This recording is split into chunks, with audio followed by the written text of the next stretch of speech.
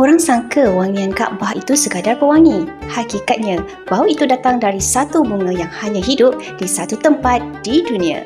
Namanya Mawar Taif. Bila jemaah masuk ke Masjidil Haram, ramai yang perasan satu perkara, bau yang sangat lembut, bersih dan menenangkan. Itu bukan bau bunga biasa, itu bau mawar yang dipilih untuk menyentuh Kaabah. Dan bunga ini tak tumbuh di Mekah, tak juga di Madinah.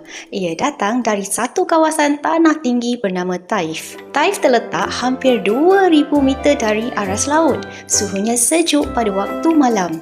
Paginya berkabus dan tanahnya berbatu kapur. Di sinilah Mawar Taif hidup.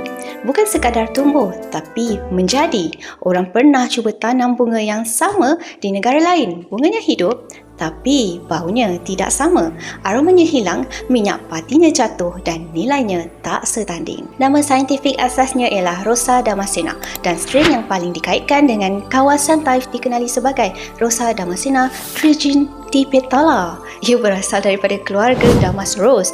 Namun, strain yang ditanam di Taif ini unik kerana telah beradaptasi selama ratusan tahun dengan iklim Taif, iaitu altitude tinggi, suhu malam yang sejuk, kabus pagi dan tanah batu kapur.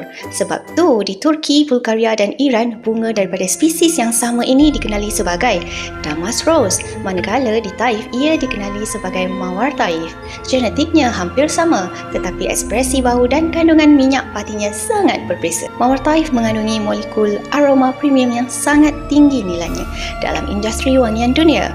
Sebab tu ia digunakan untuk air mawar, wangian Masjidil Haram dan digunakan dalam proses pembersihan Kaabah. Bukan kerana tradisi semata-mata, tapi kerana kualiti aromanya paling bersih, paling stabil dan paling tahan lama. Mawar Taif dipetik sebelum subuh sebab waktu tu minyak pati dalam kelopak berada pada tahap yang paling tinggi. Selepas matahari naik, aroma mula meluap. Lambat petik, bau akan jatuh. Untuk hasilkan 1 liter minyak mawar, puluhan ribu puntung bunga diperlukan.